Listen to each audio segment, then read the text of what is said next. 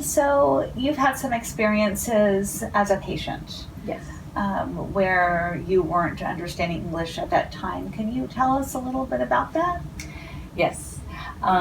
So, unfortunately, when I was 4 years old, I got run over by a car. And at that time, I didn't speak any English. I just spoke Spanish. And so I spent 3 months in the hospital. And in my culture, you're supposed to tolerate pain. You don't ask questions. You give authority to the people that are caring for you, so the nurses, the doctors, and you just don't question. So one of my experiences is as the nurses were doing their interventions to move me, I was under a lot of pain. And I didn't know how to ask for, I didn't even know I had the choice to ask for pain medication. My parents weren't always there because they had 3 other kids that they had to care for.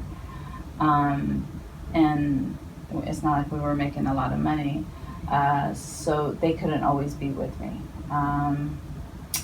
So anyways, And that memory has stayed very vividly with you, it sounds like. And it's one of the reasons why I got into healthcare. One of the things, because I didn't find a connection with the nurses, I didn't understand what they were doing, or the physician. I didn't get it. All I knew, I was under a lot of pain. I knew there was an accident. They kept telling me what a miracle it was for me to be still alive. But that whole process, I still felt alone.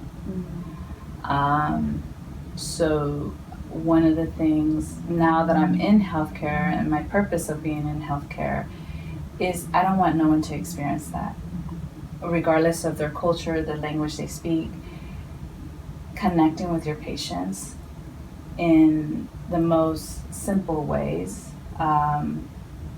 It can be a touch. It can be eye focus. It can just, you don't really have to say much. And if you are interpreting with,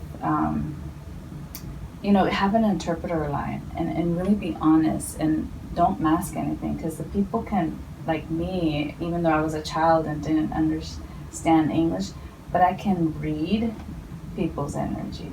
You can tell when someone's being dishonest. They have a certain look to them, and it's just just always be honest with your patients at all times. And even if you don't have the answers, say that. That's a great question. I don't have the answer. I'll have to look into that.